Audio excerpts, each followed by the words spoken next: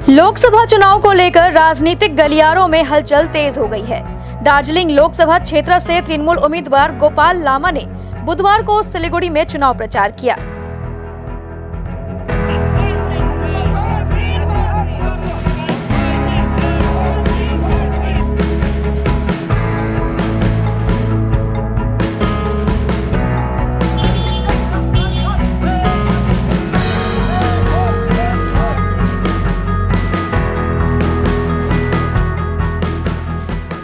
गोपाल लामा ने बुधवार को सिलीगुड़ी के वार्ड नंबर 20 में चुनाव प्रचार किया। इस दौरान उनके साथ दार्जिलिंग जिला तृणमूल कांग्रेस अध्यक्ष पापिया घोष भी थी। सबसे पहले गोपाल लामा ने वार्ड नंबर 20 के एक शिव मंदिर में पूजा की। इसके बाद पार्टी कार्यकर्ताओं ने अपने समर्थकों के साथ वार्ड के विभिन्न इलाकों में घर घर जाकर आम लोगों से वोट करने की अपील की। इस दिन गोपाल लामा ने क्या कहा, सुनिए। প্রশাসনে যখন ছিলাম তখনও জনতা সেবাতে ছিলাম, এখনও জনতা সেবাতে আছি। একটা ফিল্ড আমার বাড়ছে, প্রশাসন থাকলে একটা লিমিটেড মধ্যে ছিল, এখন একটা বাড়া হয়েছে। বাস খুব একটা তফাৎ দেখছি না আমি।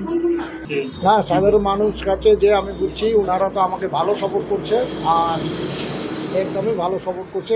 খুব একটা আমি পাচ্ছি না, একটা অসুবিধা হবে বলে আমার মনে হচ্ছে না। ভালোই সাড়া দিচ্ছে, হয়তো অবশ্যই ভালোই রেজাল্ট হবে। আজকে তো আমাদের 20 নম্বর ওয়ার্ড, আমাদের শিলিগুড়ি টাউন স্টেশন থেকে ক্ষুদিরামপল্লী হয়ে এদিকে সব পুরো বাঁকড়াকোট এলাকা আমরা ডোর টু ডোর ক্যাম্পেইন করলাম। প্রথমে আমাদের শিব মন্দিরে পূজা অর্চনা করলাম, তারপরে ডোর টু ডোর আমরা ঘুরে লোকগুলোর থেকে আমরা ভোট চাইলাম। লড়াই কঠিন, আমি তো ওগুলো আপনাদেরকে আগে বললাম, ওগুলো লড়াই জন্য ভাবছি না। আমি 100% আমার দিক থেকে কাজ করে যাচ্ছি।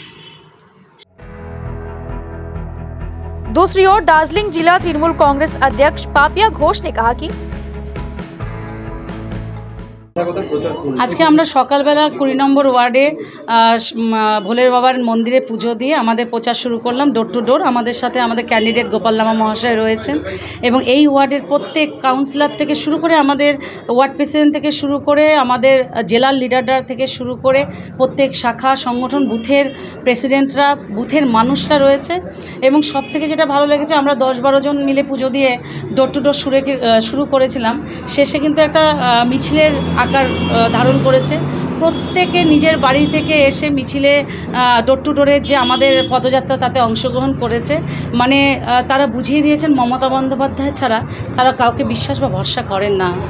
আমরা একতরফা মানুষের পাশে ছিলাম, একতরফা আমরা জিতব। এবং দার্জিলিংয়ের সিটটা কোনোদিন পাইনি বলে পাবো না, এটা তো আর হয় না। এর আগেও অনেক কিছু পাইনি, আমরা পেয়ে গেছি, এবারেও পাবো। এটা অভিযোগ নয়, এটা বাস্তব। এমপিকে দেখা যায় না, এমপিকে ওই ব্যানারে পোস্টারে ফেস্টুনে দেখা যায় এবং তাকে আমরা ট্যুরিস্ট এমপি বলি এবং সেটা নিয়ে তার ভীষণ গাত্রদাহ হয়েছে। তিনি পাপিয়া ঘোষকে একদম ডাইরেক্ট অ্যাটাক করেছেন, ব্যক্তিগতভাবে অ্যাটাক করেছেন যে তার সাথে নাকি আমার অন্যরকম আলোচনা হয়। আমি একটু আগে বলেছি, আবার বলছি, তার সাথে আমার কোনো আলোচনা নেই, তাকে আমি চিনি না। একবার শুধু ওই এয়ারপোর্টে দেখা হয়েছিল এবং একবার তিনি একটা আমন্ত্রণ জানিয়েছিলেন একটা 22 তারিখের প্রোগ্রামে। আমি সেটা প্রত্যাখ্যান করেছি, মনে করিনি সেখানে যাওয়ার আমাদের কোনো প্রয়োজন রয়েছে। তো যাই হোক, তার সাথে আমার কোনো ব্যক্তিগত আলোচনাও নেই, তার সাথে আমার কোনো সম্পর্কও নেই। এবং তিনি যদি ভাবেন যে পাপিয়া ঘোষের ইমেজটা নষ্ট করে দিলে তিনি একেবারে ভোটে গোল দিয়ে দেবেন, এত সহজ না। বিজেপি পাপিয়া ঘোষের ইমেজ তৈরি করেনি যে নষ্ট করা এত সহজ হবে। এবং গতবার মানুষকে, শিলিগুড়িবাসীকে ভুল বুঝিয়ে ভোটটা নিয়ে গেছিলো। এবার এলে পাপিয়া ঘোষের টিমের সাথে পাহাড় হয়ে দাঁড়িয়ে থাকবে। লড়াইটা সেইভাবেই করতে হবে। সেই লড়াইয়ের ক্ষমতা বিজেপির নেই, বুথে একটা কর্মী নেই, তারা টাকা দিয়ে শুধু লড়াই হবে না।